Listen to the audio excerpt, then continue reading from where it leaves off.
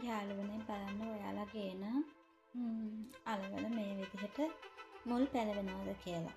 ඇත්තටම අපිට කරන්න පුළුවන් එකම දෙයක් තියෙනවා. අපේ පස් සාර්ථකව සාදා ගන්නට පුළුවන් රොන් පස් සහ කාබනික පොහොර කියන දෙකම දාලා මේකෙන් මේ මුල් තියෙන පෙත්ත විතරක් අපි කපා ගන්න ඕනේ. ඒ කපලා ඒක අර පස්සයට යට කරාම අපිට විශාල අලයක් ලබා ගන්නට මාස දෙකමාරක විතර කාලයක් යනවා. මේ ගෙදරට ගේන මේ අලක් ගෙඩිය ඔයාලා විසිකන්න එපා. ඒක තමයි අපිට කරන්න පුළුවන් හොඳම දේ. ඇත්තටම කාබනික පොහොරයි රොන් පස් ඒ කියන්නේ රොඩු සහිත පස අපිට යොදා ගන්න පුළුවන්.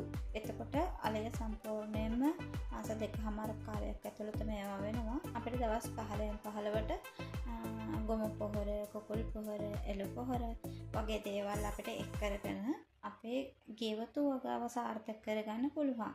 මේ අලයේ තියෙන මුල් කොටස ප්‍රදේශයේ අල පෙත්තක් විදිහට කපලා තමයි අපි වල දාන්න ඕනේ. අල ගෙඩිය ඒ විදිහටම වල දාන්නේ නැහැ.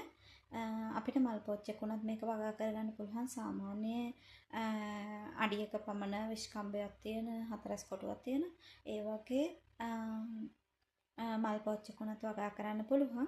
ඇත්තටම සාර්ථක මිනිසුන් ඉන්න රටක අපිට අපේ ගෙවත්තෙන්ම අපේ ආහාර පාන අපිට වගා කරගන්න පුළුවන් වෙයි කියලා මම හිතනවා.